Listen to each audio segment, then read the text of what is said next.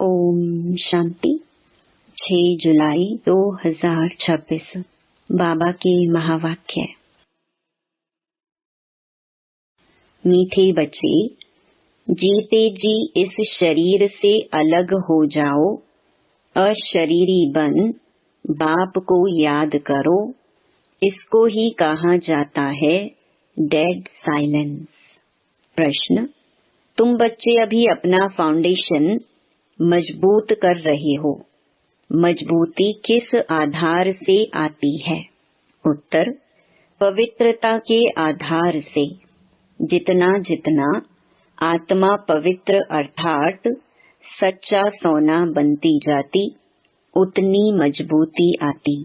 बाबा अभी स्वराज्य का फाउंडेशन इतना मजबूत डालते हैं, जो आधा कल्प उस फाउंडेशन को कोई हिला नहीं सकता। तुम्हारे राज्य को कोई छीन नहीं सकता। गीत। ओम नमो शिवाय। ओम शांति। बाबा कहते हैं, मुझे याद करो अर्थात अशरीरी बनो, अर्थात डेड साइलेंस। जैसे मनुष्य मरते हैं तो डेड साइलेंस हो जाती है। कहते हैं इनका शरीर शांत हो गया। शरीर और आत्मा अलग हो गई, खत्म हो गया। यहाँ भी तुम बच्चे जब बैठते हो तो इसको डेड साइलेंस कहा जाता है। जीते जी अशरीरी बन जाओ, अपने को आत्मा समझो, बाप को याद करो। तुम जानते हो यह सच्ची शांति है। वो लोग शांति को नहीं जानते, डेड साइलेंस का अर्थ तो जानते ही नहीं। डेड साइलेंस क्यों कहते हैं? याद दिलाते हैं वह मर गया, शांत हो गया। तुम भी मर जाओ, तुम भी शांत हो जाओ। बड़े बड़े लोग गांधी की समाधि पर जाते हैं, वहां जाकर कहेंगे डेड साइलेंस अर्थात शांति में बैठो। तुमको भी मालूम है हम आत्मा शांत स्वरूप हैं, दुनिया को पता ही नहीं। हम अपने स्वरूप में टिक जाते हैं।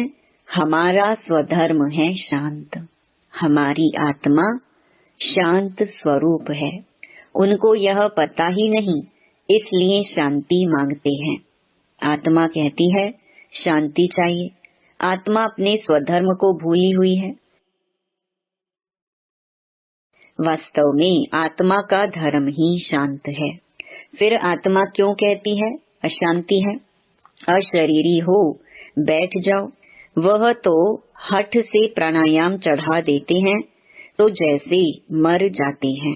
उसको कहा जाता है आर्टिफिशियल शांति। तुम बच्चों को तो पता है हमारा स्वधर्म शांत है। तुम आत्मा स्वराज्य ले रही हो। आत्मा ही सब कुछ बनती है। आत्मा बैरिस्टर बनती है। आत्मा कहती है हमको राज्य चाहिए। आगे भी राज्य लिया था बाप से, अब फिर लेने आए हैं। मनुष्य देह अभिमान में है तो दुख में है। अभी तुम समझते हो कि हम आत्मा हैं, अपने परमपिता परमात्मा से स्वराज्य लेने आई हैं। तुम आत्मा को राजाई चाहिए। इस समय आत्मा स्वराज्य मांगती है बेहद के बाप से। श्री कृष्ण को तो स्वराज्य था, फिर गुम हो गया। अब बाप आकर तुम आत्माओं को राज्य देते हैं। इसको राजयोग कहा जाता है। परमपिता परमात्मा राजयोग सिखलाते हैं। मनुष्य देह अभिमानी होने के कारण कहते हैं मैं फलाना हूँ। मैं देह को ही समझ लेते हैं। वास्तव में मैं आत्मा करती है। आत्मा कहती है मैं यह चीज उठाता हूँ। फीमेल कहेगी मैं उठाती हूँ। वास्तव में आत्मा तो मेल है। मैं आत्मा बाप का बच्चा हूँ। आत्मा कहती है बाबा हम आपसे स्वराज्य ले रहे हैं। आत्मा को स्वराज्य देते हैं परमात्मा। भक्ति और ज्ञान में देखो कितना फर्क है। शिव का मंदिर भी होता है। सबसे जास्ती घंटे भी शिव के मंदिर में बजते हैं। उनको जगाते हैं। जगाते तो सबको हैं। सवेरे सवेरे बैंड बाजे बजते हैं। यहाँ बाप बच्चों को जगाकर देवता बनाते हैं। घंटे आदि बजाने की कोई बात नहीं। बाप कहते हैं, तुमको स्वराज्य चाहिए तो पहले पवित्र बनो।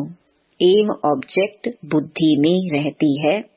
स्टूडेंट कहेंगे, हम यह मैट्रिक पास करेंगे फिर यह करेंगे। सन्यासी चाहेंगे हमको शांति मिले। एक कहानी भी है ना, रानी के गले में हार पड़ा था, ढूंढती थी बाहर, तो वह भी शांति को बाहर ढूंढते हैं। परंतु आत्मा तो स्वयं शांत स्वरूप है। आत्मा अपने स्वधर्म को भूल अपने को शरीर समझ बैठी है। बाप फिर स्मृति दिलाते हैं कि तुम आत्मा हो। तुम आत्मा ने 84 जन्म भोगे हैं। यह बातें दूसरा कोई समझा ना सके। बाप कहते हैं, तुम अपने जन्मों को नहीं जानते हो, मैं बताता हूँ। तुम हो ब्रह्मा कुमार कुमारियाँ।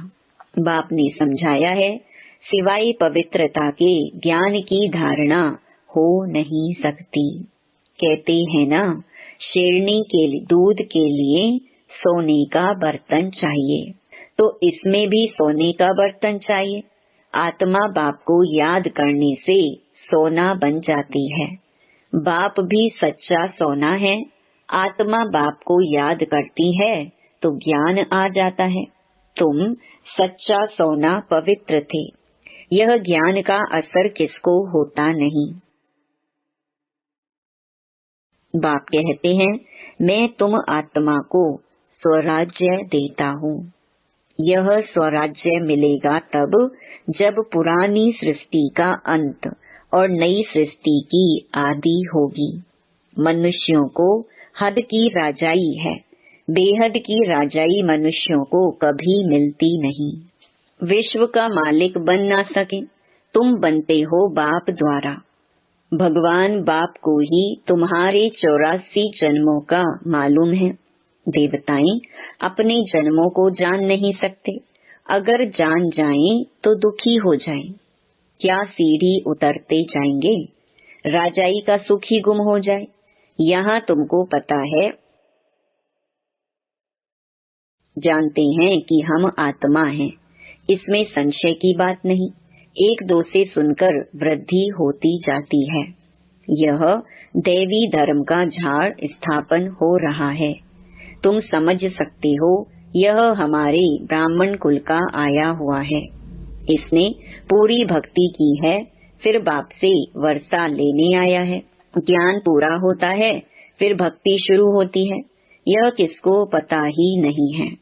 मकान भी नया और पुराना होता है ना। कच्चे मकानों की आयु जरूर कम होगी। आजकल मकान बहुत पक्के बनाते हैं। भल अर्थक्वेक आदि हो तो भी मकान गिरे नहीं, नुकसान ना हो, बहुत मजबूत बनाते हैं। फाउंडेशन जास्ती पक्का बनाते हैं। अब फाउंडेशन पड़ रहा है स्वराज्य का। आत्मा को 21 जन्म के लिए राज्य मिलता है। यहाँ की राजाई तो कुछ है नहीं। आज राजाई है, कल किसी ने चढ़ाई की, खलास। फाउंडेशन कोई का है नहीं। मनुष्य का भी फाउंडेशन नहीं। आज है, कल मर जाए। अभी तुम्हारा फाउंडेशन बाबा पक्का डाल देते हैं। जो 21 जन्म तुम राज्य भाग्य पाते हो, तुम्हारी राजाई का पक्का फाउंडेशन पड़ता है।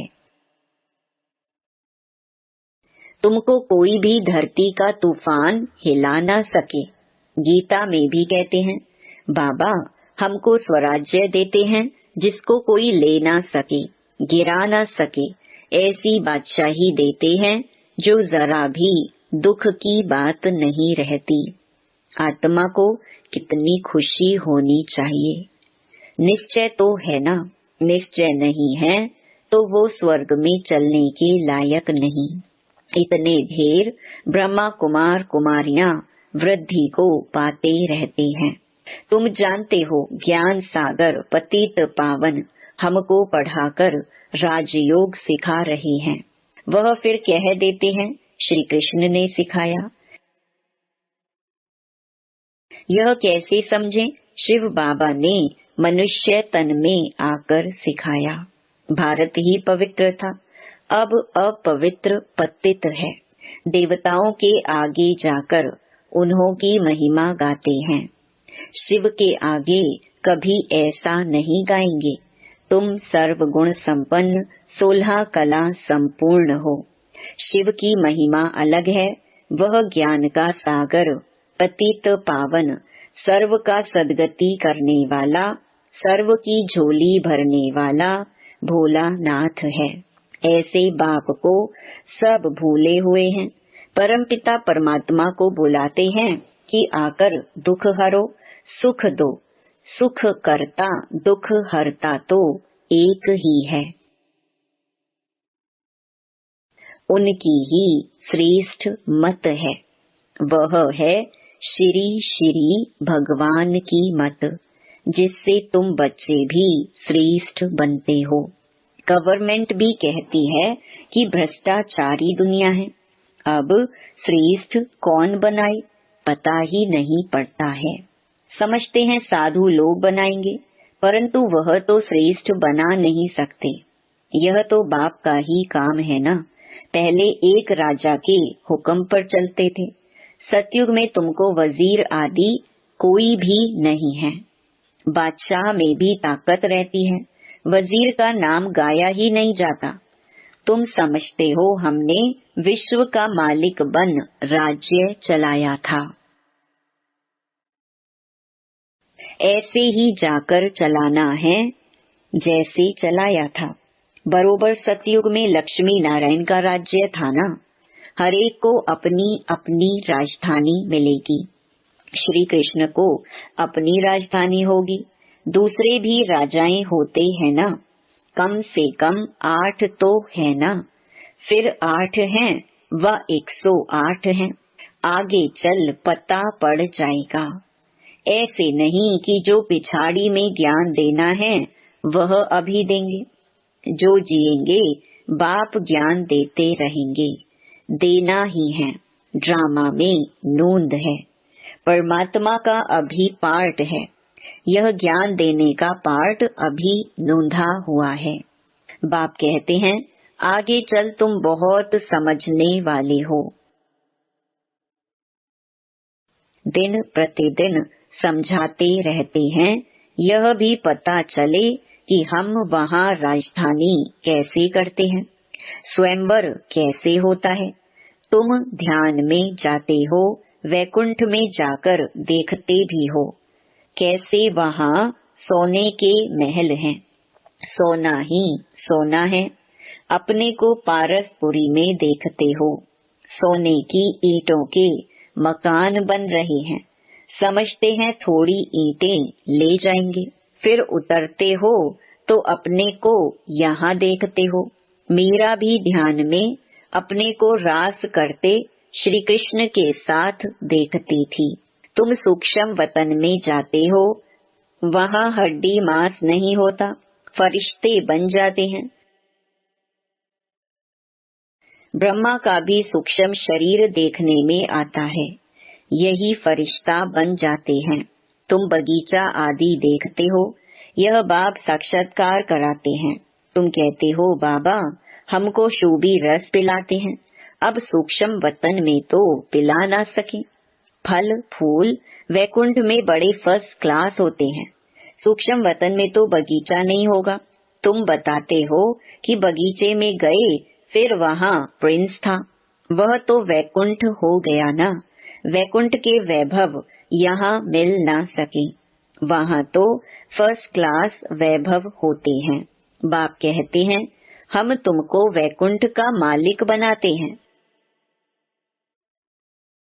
यहाँ तो दुख ही दुख है। कोई ऐसा मनुष्य नहीं जो ऐसा ना कहे कि हे भगवान दुख से छुड़ाओ।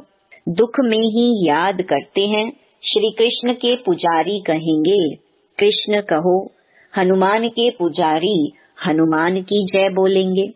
यहाँ बाप कहते हैं निरंतर मुझ बाप को याद करो, ऐसा याद करो जो अंत काल कोई की स्मृति न आई।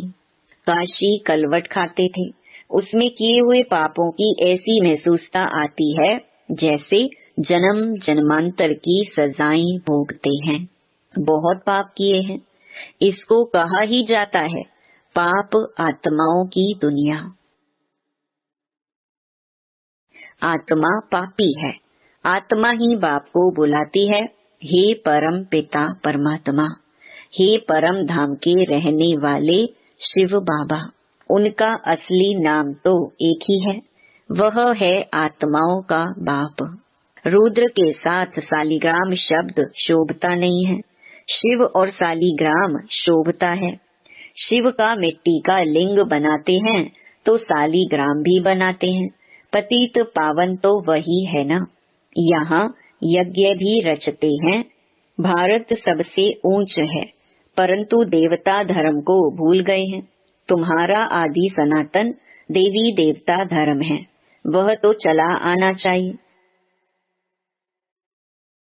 हिंदू कोई धर्म थोड़ी है, देवता धर्म वाले ही सतो रजो तमो में आते हैं। जब तमो में आ जाते हैं तो अपने को देवता कह नहीं सकते। वास्तव में हिंदू तो धर्म है नहीं, तो समझाया जाता है कि तुम देवी देवता बन सकते हो, आकर समझो, तो कह देते फुर्सत कहाँ है। बाप कहते हैं हम तुमको अपना बनाते हैं, शांति और सुख का वर्षा देने लिए।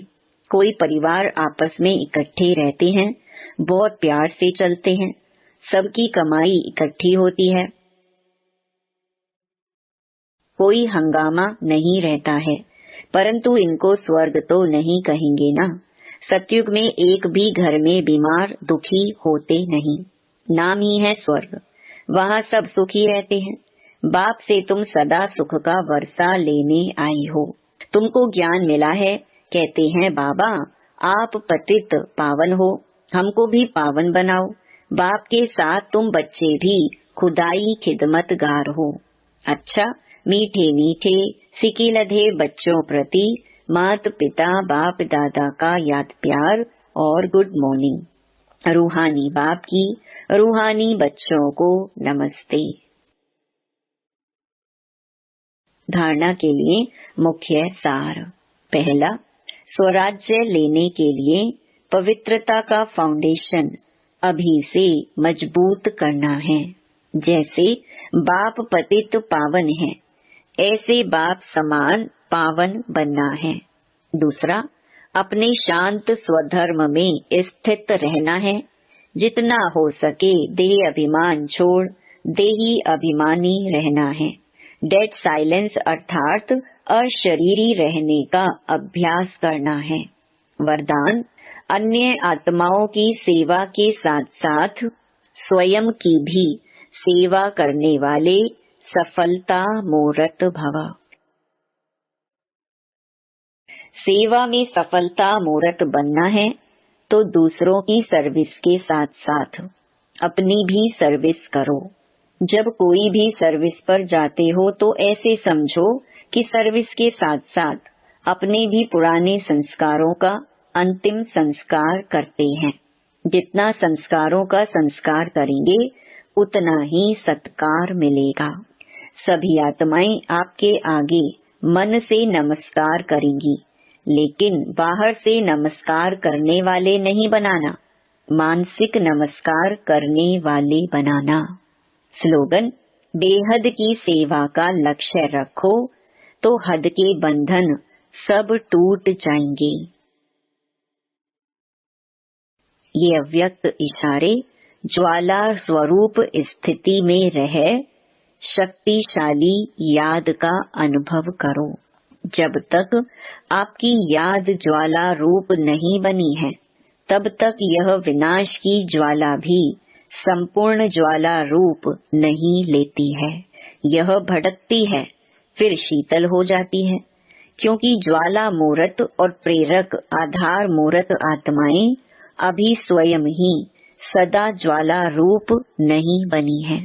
अब ज्वाला रूप बनने का दृढ़ संकल्प लो और संगठित रूप में मन बुद्धि की एकाग्रता द्वारा पावरफुल योग के वाइब्रेशन चारों ओर फैलाओ। ओम शांति।